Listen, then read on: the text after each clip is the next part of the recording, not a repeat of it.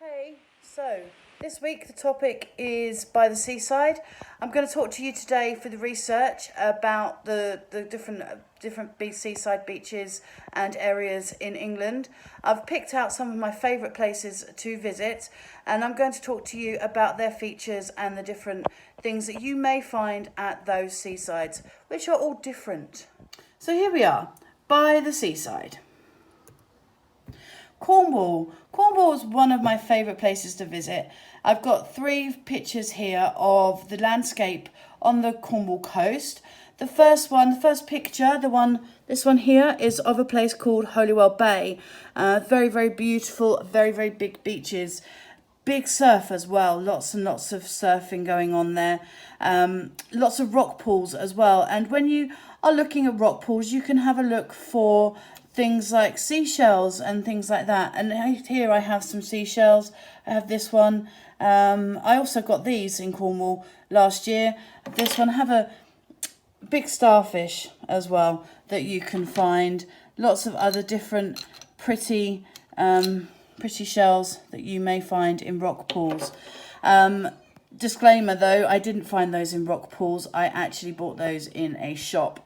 This picture here is of a place not far from Holywell Bay called Newquay.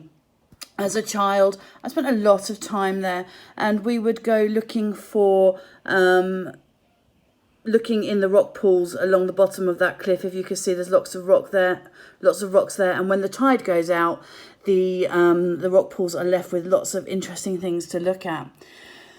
Down the bottom here, we have another beach. This one, again, I just wanted to show you the rock pools. And there you can see people in the rock pools. They're usually children just having a look to see what they can find. And lots of different things. Very, very beautiful beaches in Cornwall. So, moving on. The next place is Kent. I have 3 different pictures here. This first one is taken in a place called Whitby. As you can see, this beach isn't sandy. The sea isn't as beautifully blue as the sea in Cornwall. This town Whitby is just off the Thames estuary, so you don't get rock pools here. It's just a stony beach in Whitby. Further along the Kent coast, you will come across Dover, and these are the White Cliffs of Dover.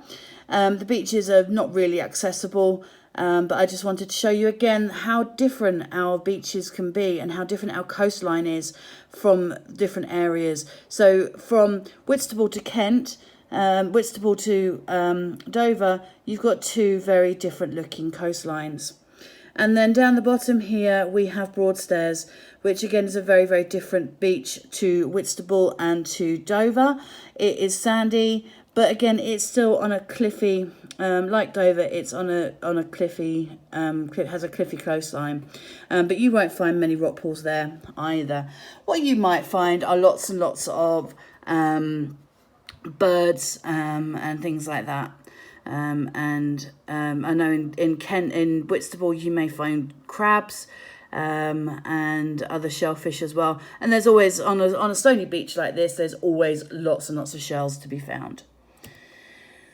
The next county is Dorset. This first one is Weymouth Bay.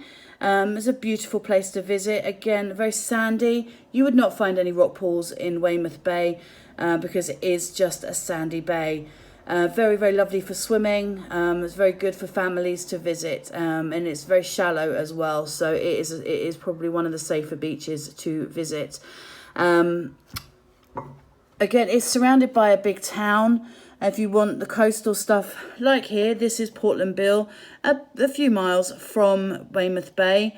It's not so it's picturesque, but it's not so user friendly. So you can't sit on a beach here because it is just coastline here. There are no beaches, but again, there will be an abundance of wildlife.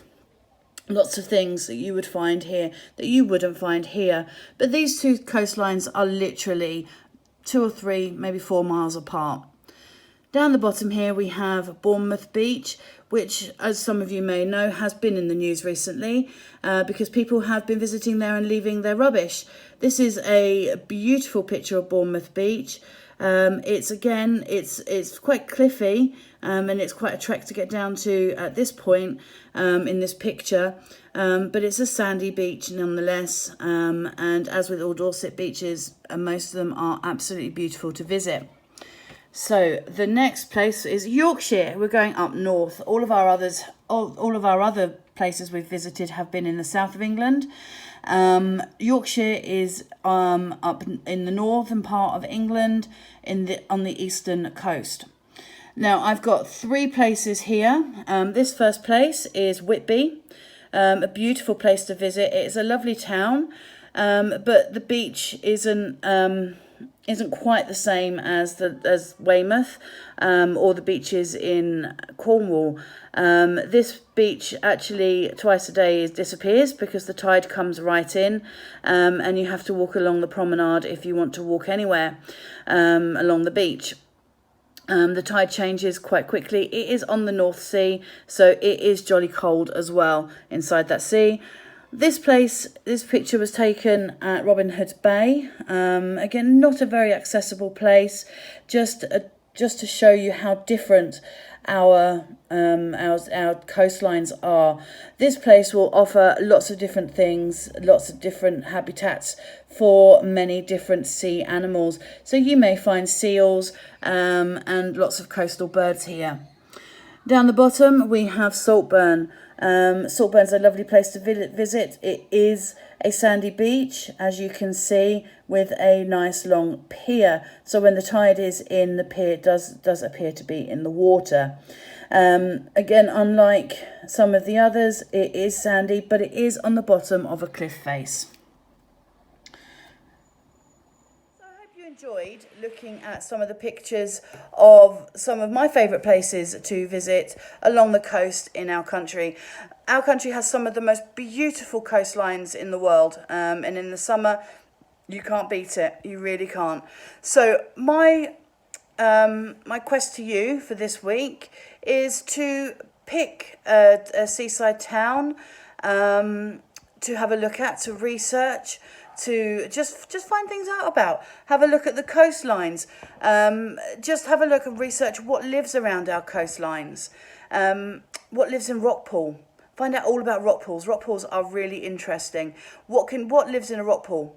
So anything like that, you can make a fact file about the coasts. Make a fact file about the coast, about a town, or about rock pools. Look at the habitats, the different habitats, what could live on a beach, what could live in the cliffs. Have a think about that, have a little bit of a research, and send anything you do to your teachers. Thank you. Bye-bye.